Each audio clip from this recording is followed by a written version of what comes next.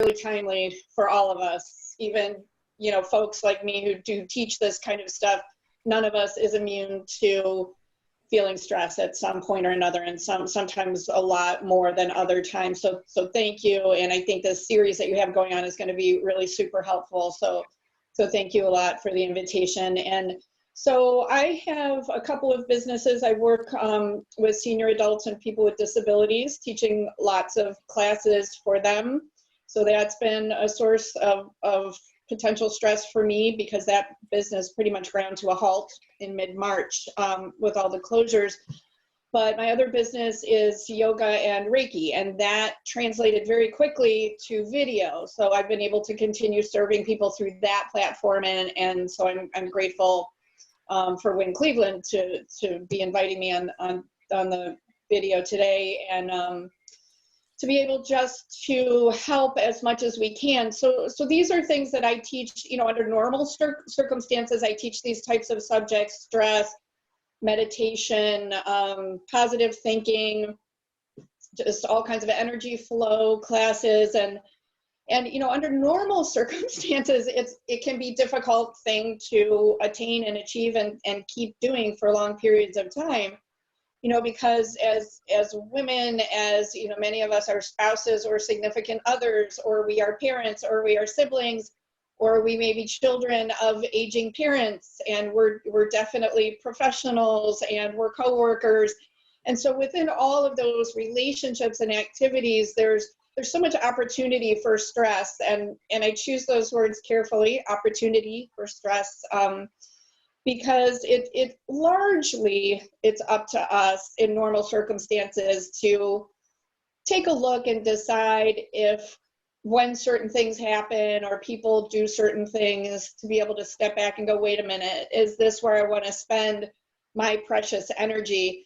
Now, right now, it is unprecedented. So usually when I teach the class, I talk about how, you know, just paying attention again to where our thoughts go, where our energy goes, what kind of energy we choose to let manifest, and becoming more aware and conscious of, is this where I want to spend my energy? Because my energy is precious and it's limited.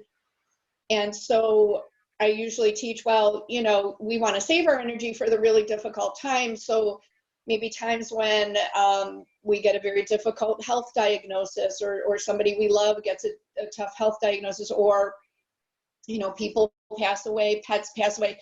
Those are the things we save energy for, because it's never about assuming or even trying to attain being happy and peaceful 100% of the time. That's not possible in a human body and a human experience. It's just, we're so complex. We're gifted with the feelings of emotions, but they can also lead us to some negative places. So right now, this particular time is one of those times that it is really, really, really hard, if not next to impossible, for many people to stay sane and peaceful and calm and optimistic and happy and smile. So just notice that and give yourself permission. If in fact, just shout out anybody who wants to, just any emotions that this time is bringing up for you, any feelings or any emotions, just shout them out. I'm curious if they're the same as mine. Last week I was really having a hard time, and I was feeling very agitated, despondent and agitated. Sadness and blue, not an overall thing, but when you listen to what's going on and what we can expect, it's not very uplifting. Yeah. The gray skies haven't helped either. They kind of, and when the times I've been by myself, I've had that loneliness feeling, because you're not interacting with people, and we're interacting beings. Right. The isolation, right. I've looked for the sunshine in between all the clouds and the rain, because I know that when I get down into a down mood, it affects me from head to toe, and that's not where I really want to be. So even though we've had really bizarre weather, there have been moments where we have had bright sunlight. And so just getting out there in 10 to 15 minutes, you know, and just looking at nature because God created a perfect world, you know, makes a difference, and it can actually help you regain, you know, your composure, your emotional composure, and then look at the bright side of things. We've been very conditioned with everything that's going on by the news, and the news is not always giving you the correct story. And so the circumstances and situations that I find myself in, I know that I'm the one that puts the positive or negative to it. All right, so I have to choose how I'm going to view my world and how I'm going to deal with things. Yeah. I feel very blessed that I have my health and I'm able to keep my business going. I'm a financial advisor, but I miss my grandson and his parents. They live in Kansas and I haven't seen them since Christmas. And people say, oh, you can, you know, FaceTime and you can Zoom with them. And, you know, it's just not the same as giving him a hug. Right. He's going to be 2 at the end of the month and we're going to miss his birthday. And, but then I think, well, you know, I have so many things to be thankful for, but I can't help it, but, you know, get down about that. And speaking to another grandmother last week, she goes, well, I am glad I'm not the only person that feels that way. So yeah, that's my issue is the mourning. We've missed 6 months of his life. And normally we have a schedule of like every other month, they'll come here, I'll go there. So that's the hard part about That's this. tough. That's tough. Yeah. Anybody else want to share? Because I want to address all these things that people have mentioned. I do.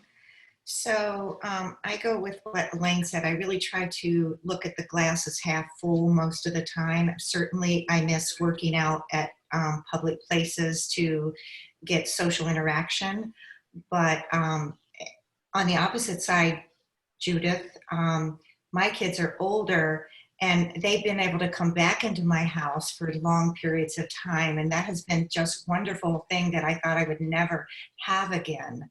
So I see how it just, everybody, it makes us see our strengths and our weaknesses and things that we're so grateful for, even tiny little things. And for me, my business has been my sanity. It's been busier than ever. And so I just really try to look at those things and practice gratitude every day. Awesome. Awesome. So let's do that. That's a little exercise that I wanted to start off with. So thank you. And I'm going to go back and address all these things that you said. But yeah, before we get into the practicality and unfortunately the negativity of the time that we're in, let's take a moment. If you want to close your eyes, if that helps you get centered and think, let's take just a minute, run through your own gratitude list in your head of the people that you're grateful for, the things you're grateful for, the experiences, the opportunities, the support systems. Let's run through that for a minute.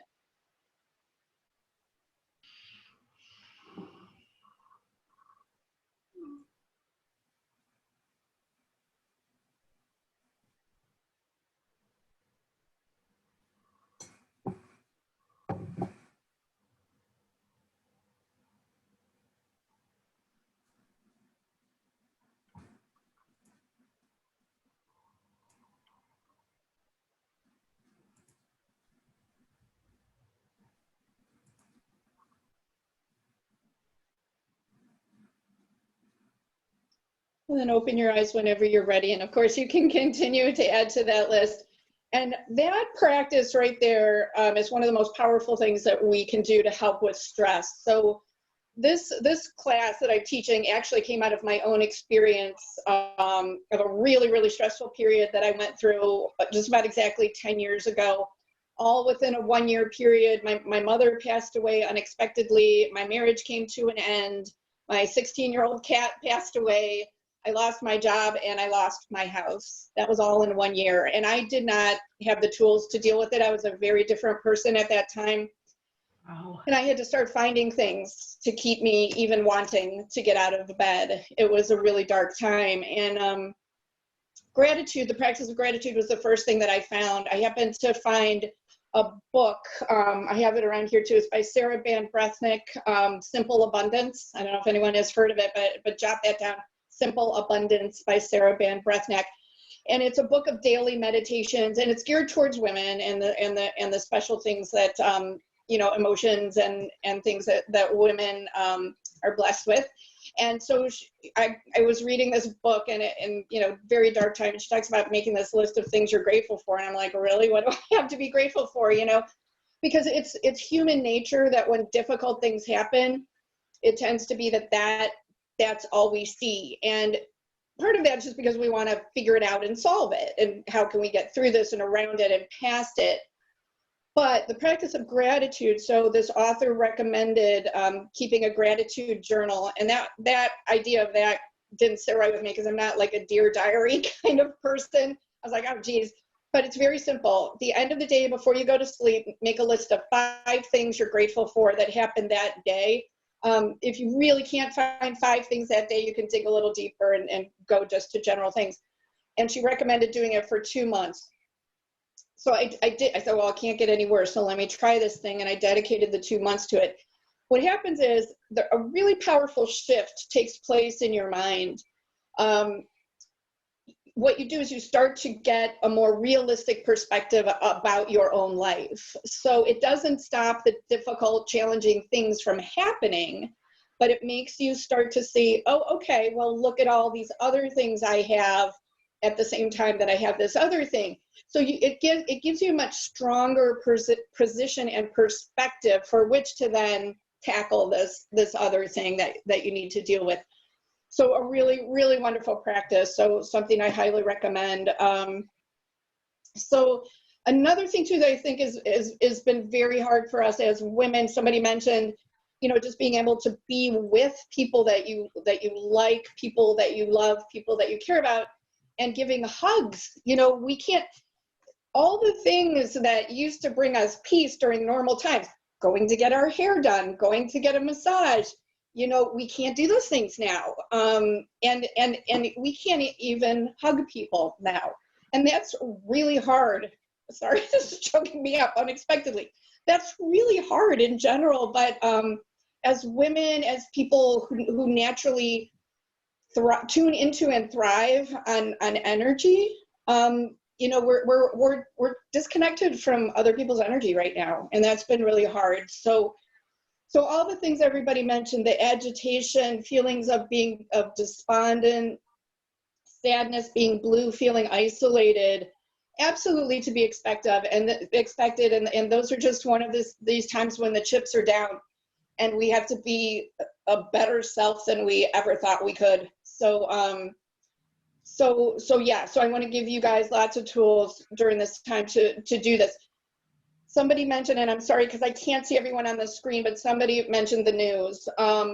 Even in previous times, that's something I always ask people to consider. Do you really need to watch the news? And a lot of times people say, well, yeah, I need to know what's going on.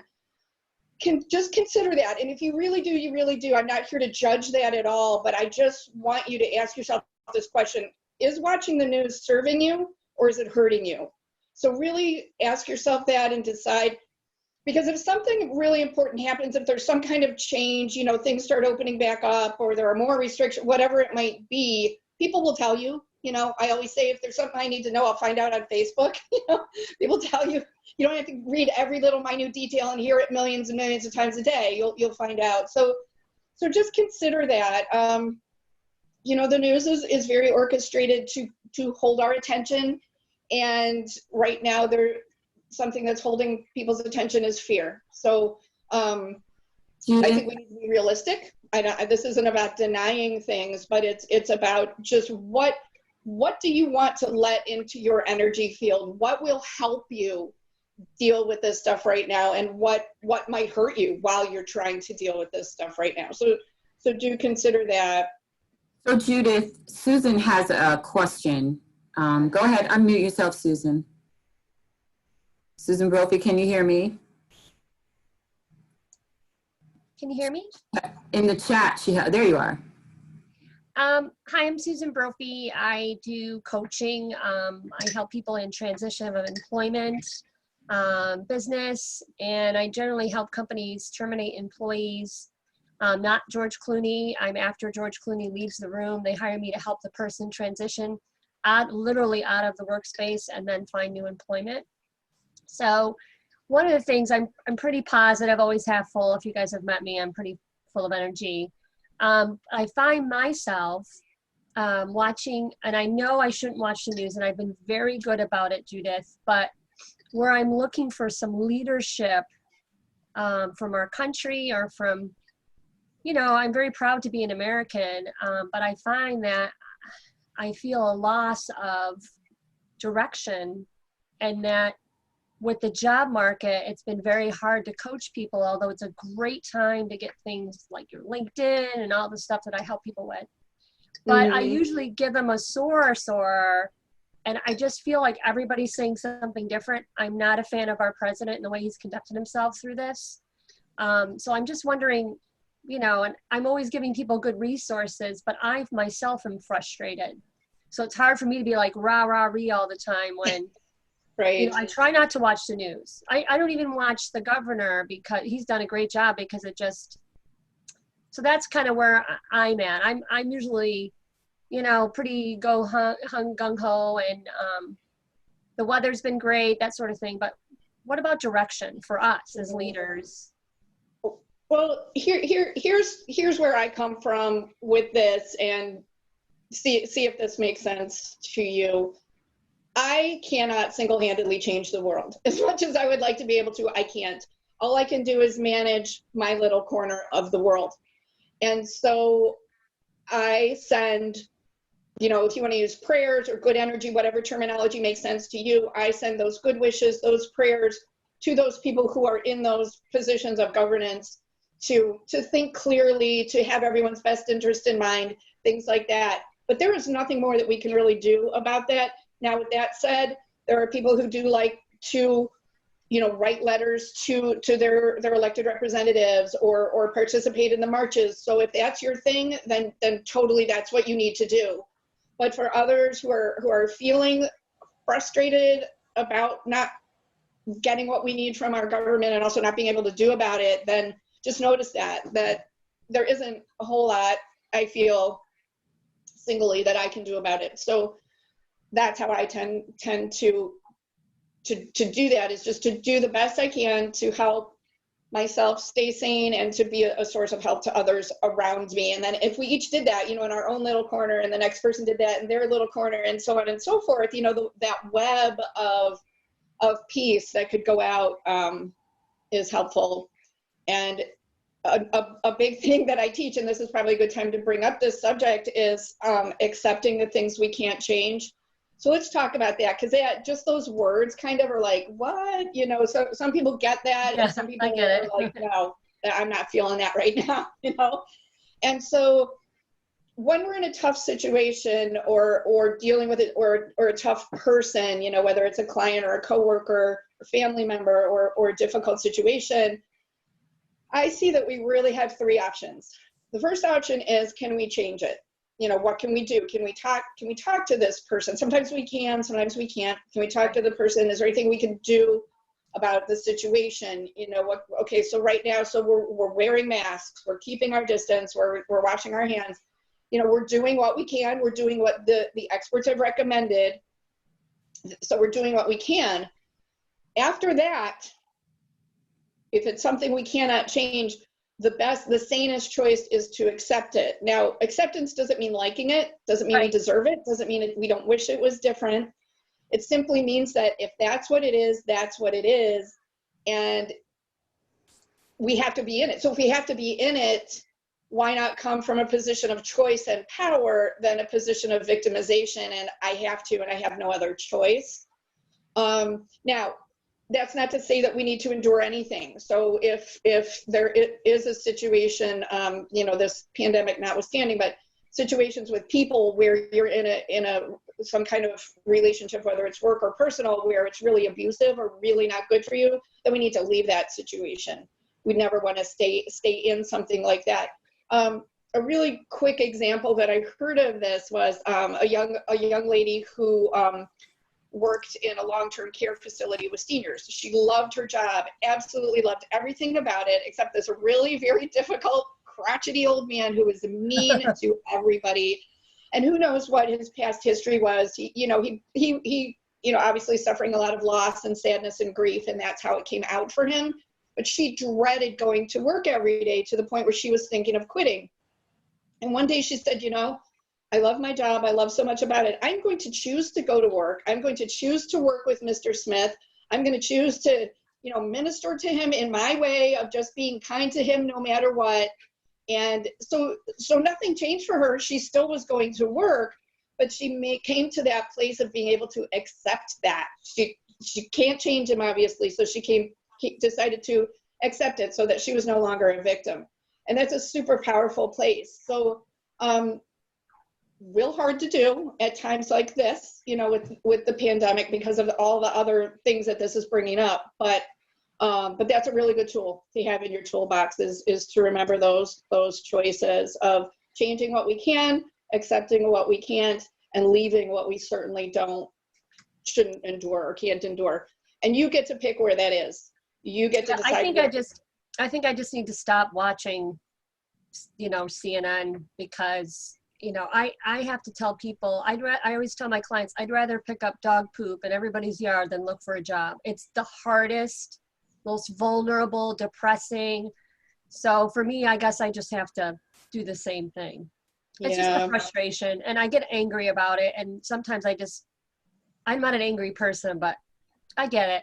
Yeah. And I thank you for that. So thank you. And let me speak to that. Like when people, a lot of what Yolanda and I were talking about this before the meeting started is that so much of what's going on with us now is fear, and rightly so, because we don't know what's coming next.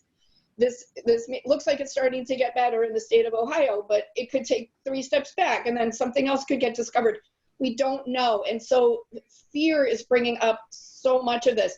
So when you start to go to that place of fear, and I know that that's completely normal to do that, I like to coach people to say, ask yourself, what's the worst that could happen? So when you were talking about, looking for a job, oh my gosh, who of us likes to make those sales calls? Who of us likes to go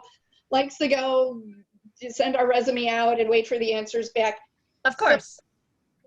So actually the worst thing that's going to happen, we lose our jobs, we lose our house, we become homeless, and we're desolate out on the street.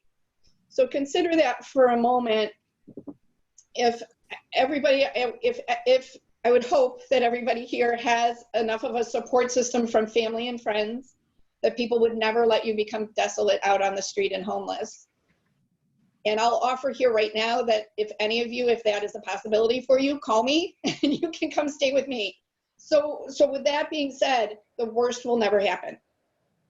So then with that, we need to build up from there. In terms of the pandemic, it's terrifying because we don't know. We cannot see that little virus. We don't know who has it. And it's bringing up also not only fear of the unknown, but now fear of everybody around us. Does that person have it? Does that person have it? And now we're wearing these masks where even if you're smiling at someone and trying to make the best of the situation, they can't even see you smiling. So I've started to wave from behind my mask at people so people can see that and get some good feelings from it. So fear is a tough thing. But when you think about it, break it down, break down our thoughts. And I want to talk real quick about meditation too, because this is a really great way meditation can help. So we begin to notice that, think about when you're brushing your teeth in the morning. Are you really only just brushing your teeth, going back and forth? No, we're thinking, all right? We're thinking, we're rehashing something that happened that, whatever, a conversation or something we did or didn't do, or we're thinking about the future. Oh, geez, I have to take care of this, or right now, what's coming next? We're not in the present moment. And so the past is something, we've heard this a million times, can't change the past, right? It's already done. The only thing we can do is learn from the past, and well, we should. But then worrying about the future, things that may never happen and may never even happen the way we imagine it. And so we're spending a whole lot of energy just standing there brushing our teeth. So ways to stay out of fear right now are probably the most critical things that we can do. And so really it comes down to just like one foot in front of the other. What's the best thing I can do for me and my family and those that I'm responsible to right now? What is the next best thing that I can do? Because we don't know. We can't make long-term plans right now. You know, those of us who have lost clients and even lost our entire businesses, we don't know. We're trying, and we don't know if the future is going to look like what we were used to in the past, even when things get back. So there is a whole lot of opportunity for stress. And I want to get back to one other thing that somebody said at the beginning was getting out in nature. That to me is one of the most comforting things. It's kind of one of the only things we're allowed to do right now, right? So get outside. Thank goodness that it's spring. Could you imagine if it was like February and we were here right now? That would be tough. So getting out, just seeing all the things that are blooming, seeing the squirrels doing their thing and the birds doing their thing. I don't know. I find great comfort in knowing that despite everything that has happened to humanity over the however many years we've been walking upright, you know, nature still works and things come back. You know, things will come back. Things will come back. It may take longer than we would like it to, but they will. And thank goodness for groups like WIN that keep everybody together as a community so that we all know that we are not in this alone. This is such an isolating thing. I mean, that's what we're doing. And we're even calling it that. We're calling it isolation, you know, social isolation, distancing. And so, so thank goodness that we have ways. So definitely keep reaching out and keep doing all that good stuff. I'm going to sound like your mom here for a minute, everybody's mom here for a minute. Diet, exercise, and sleep. Those things for your physical body, those are must-dos. And I'm I'm being a bit hypocritical now because I had a really great diet and exercise routine before all this hit, and I am learning how much of a creature of habit I am, and it has been hard for me to find a new habit. So do the best you can to feed your body with what it really needs so that you can be not only your physical best, but all of those things help us so much mentally and emotionally to be strong and be able to tackle everything. Diet and exercise, you guys know what to do about that. Talk to Amy for sure. But sleep, one tip I want to give you guys about sleep. I started doing, I don't even know where I got this idea, but I turn off my phone at night. So I would recommend, if you can do that, those of you who have people who have to call you during the night, maybe you have to keep connected. But in any case, don't look at the clock. If you wake up in the middle of the night, don't look at the clock. Because you're likely to negotiate with you're likely two things. Either you get mad or you negotiate with yourself. And it's much harder to go back to sleep if you look at the clock. So try that. It's a little trick that I found that has helped me get back to sleep a whole lot easier. So give that a try. One thing that I started using for sleep, I also have been having a very difficult time sleeping, is using white noise. You can Google white noise and get it for free on your phone. And then I turn it up loud enough, tuck my phone away so I can't see my phone, but I can hear the white noise. And that does help to lull me back to sleep, in case anybody wants to try it. I mean, that has helped me. Thank you. Thank you. Can I make a suggestion about exercise? Sure. Okay. So it's spring, I think, finally, and we can adjust our exercise routine to being outside, like you said. So I've set a personal goal of, by the time I get back to my regular office hours, I set a goal of how many miles I would like to have accomplished. So I'm trying to add a little more every day, and it gives me focus on something positive. I love that idea.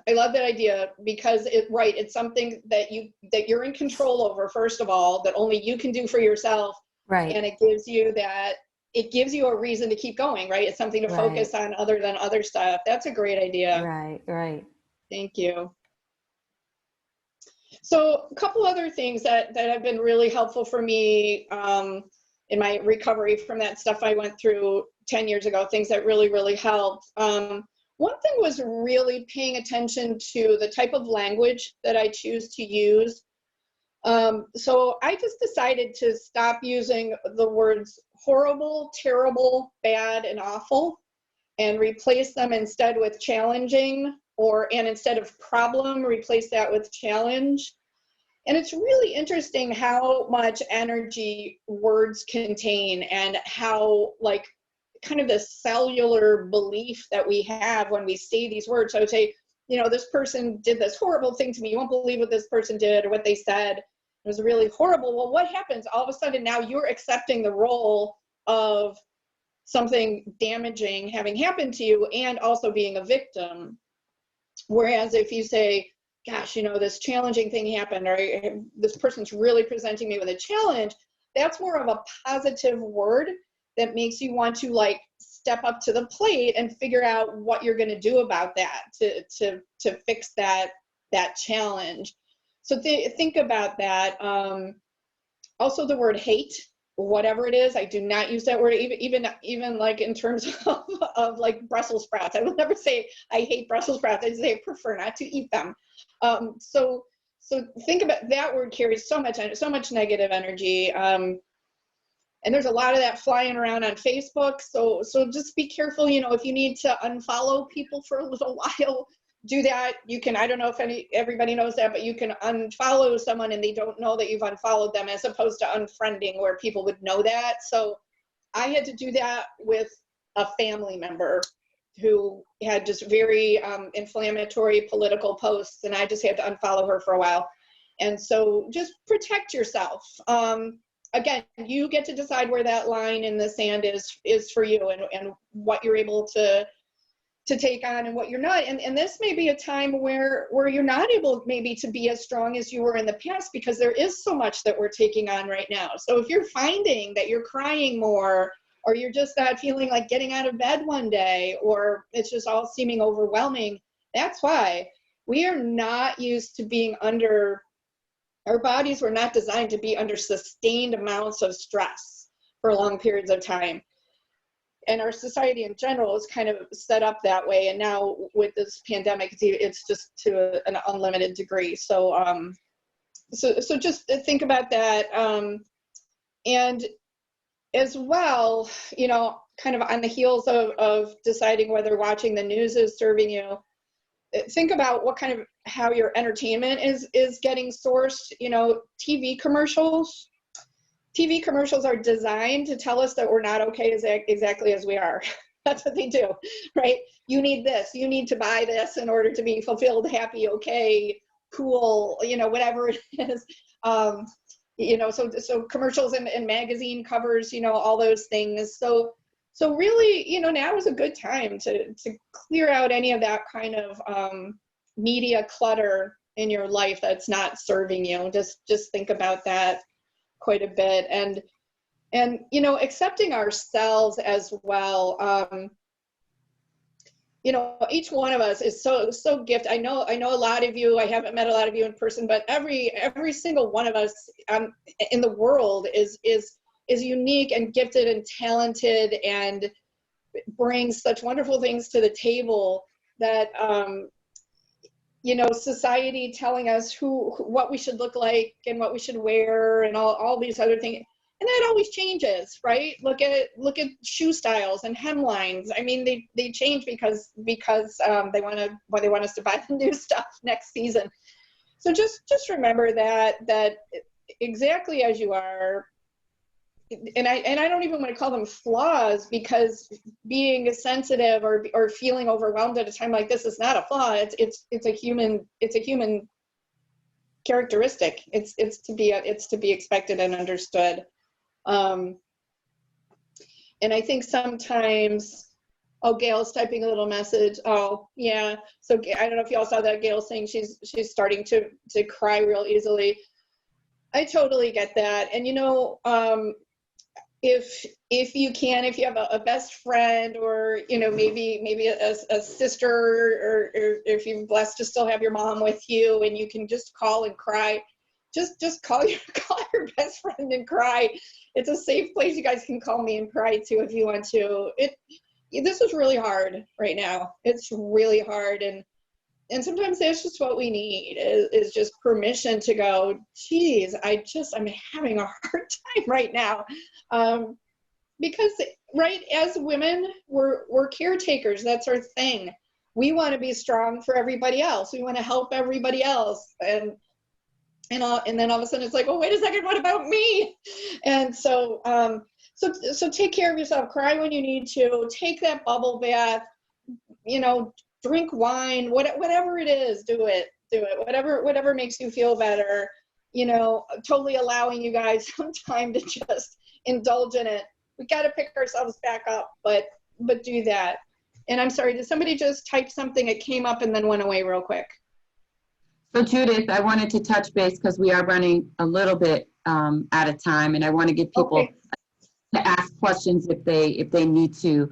But one thing I want you to touch on that we were talking about earlier is you were talking about people needing to understand that it's okay. You need to feel the emotion, whatever that emotion is. It's okay to have that and feel that and let yourself feel that. So I'd like you to talk a little bit about that. And then also, you touched on it but didn't get there, meditation. You were going to touch a little bit about some meditation. So if you could do that, that'd be great. And then after that, if people have questions, feel free just to unmute yourself and ask your question. But go ahead, Judith. Thank you. So feeling your meditation. Thank you, Linda. Yes, thank you. So yes, awareness and meditation is going to be a good segue too, because meditation helps us with awareness. So permission granted to cry, to get these feelings, scream, pound a pillow, whatever you need to do. Just be aware of that. You don't have to be consumed by that. That doesn't have to control you, but it's okay. It is perfectly okay to have those feelings. Again, we are in this human experience right now, and that's just part of it. If everything was always fine, if everything went great for everybody and we were always happy, this would be heaven. It wouldn't be earth. So this is just part of it. And think about that. Think about the broad perspective of your life. And the times you've had good times, bad times, good times, bad times, good times. That's just how it rolls. And you've gotten through those difficult times. And you've learned from them, and they make you stronger. And a friend of mine said, thank you, Gail. You just need to know how to move on after those feelings don't linger. I don't know, I think everybody knows Katie O'Toole Smith. She gave me a saying that I love. She said, Judith, this ain't the hill you're going to die on. So that's so Katie. So just remember that. This ain't the hill you're going to die on. It may seem like it sometimes, but you'll get through it. You will absolutely get through it. Meditation, I can teach a whole hour on meditation, but I'm trying to say really quick what it is and why it really, really helps. So meditation really at its core, just that word tends to freak people out, like, oh my God, how am I going to completely clear my mind of thoughts? No, it's not expected that you will be able to completely clear your mind of thoughts. Only monks who practice for hours on end, years at a time can do that. The rest of us, meditation is just about training ourselves to realize that we are the boss of our thoughts and not the other way around. You don't have to let your thoughts go like this while you're brushing your teeth. You can sit there and feel the toothbrush on your teeth, etc. So if you can meditate for 5 minutes a day, every day, do that instead of waiting till you have the half an hour or the hour once a month. So for 5 minutes a day, what you're doing is you're choosing to place your attention on something other than your thoughts. Choosing to place your attention on something other than your thoughts. So it can be music, can be a piece of art, it can be a guided imagery, meditation on an app, it can be a number of things. So how this helps in the rest of your life, and it will happen automatically just by meditating for 5 minutes a day. You're teaching yourself, you're training yourself, you're remembering I am the boss of my thoughts and not the other way around. So that now outside your house when you run into potentially challenging situations, you'll be able to stop for a brief moment and go, is this where I really want to spend my energy? So for example, I was stopped at a stoplight. I got rear-ended by a young lady on her phone who was not paying attention. So I had to put this into action. I said, well, I could get out, I could yell at her, I could get upset about my car, I could be upset because now I'm not going to make it to the meeting that I had. And I chose not to do that because she had insurance. Insurance pays for the car. The cops came and gave her a ticket, so she knew she was in the wrong. I called my client and they understood. So I didn't have to spend my energy there. So that's how meditation and another, besides the practice of gratitude, the practice of meditation is really invaluable. So I'd like to take some questions from everybody or comments on what we said, or if you have any tools that you have found that help you with stress, please let everybody know.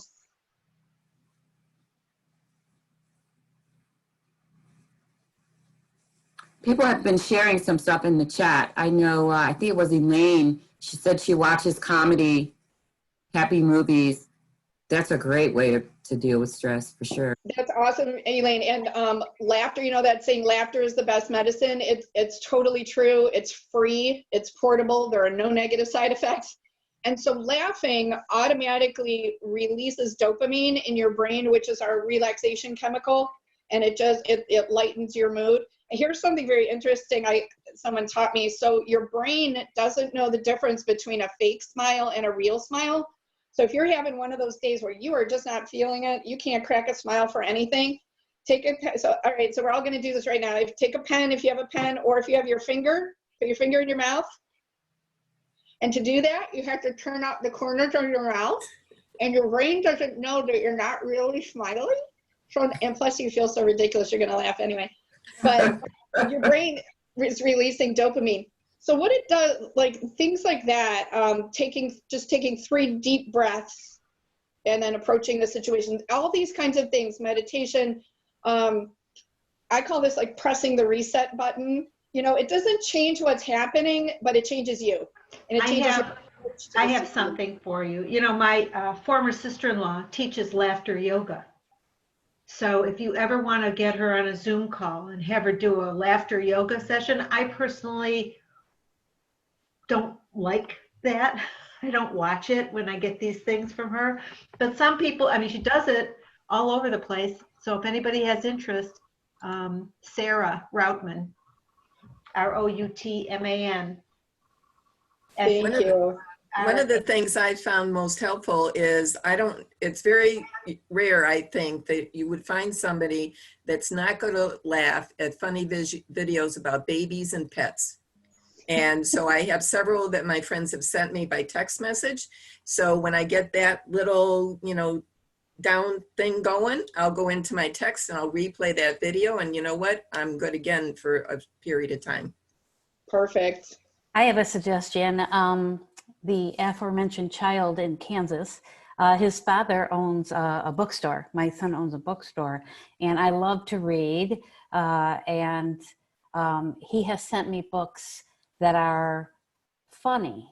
So that is a subjective thing if someone thinks something's funny or not. But so some of like David Sedaris's books are hilarious. And so you've got that good feeling going in the evening. Instead of watching the news or a crime show, do some reading with a funny author. It really helps, really helps me sleep and releases those good chemicals. Who was that author, Judith? It's David Sedaris, Sedaris.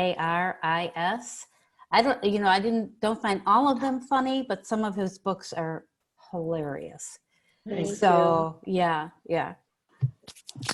I do have something. So originally when this started, I'm a very busy person. Of course, if you know me, I work at the Marriott, so I'm an event coordinator, and we have nothing good in sight right now. So I signed up to do virtual volunteering about 3 weeks ago with the Jewish Federation.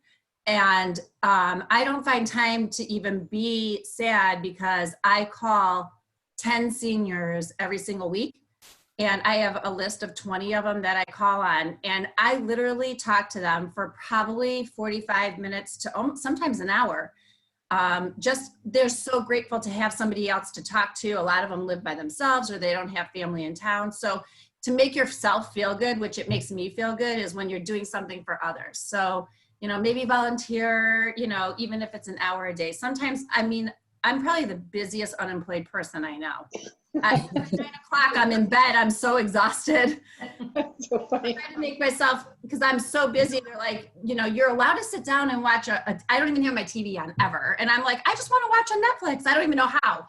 So, I mean, I just, you do something for others. And even if it's the smallest little thing, by calling hi and saying hi, you know, to someone's grandma, or, you know, people who really have no one. I mean, a lot of these women and men, you know, I talk to like retired, you know, physicians and things like that. That gives me like great pleasure.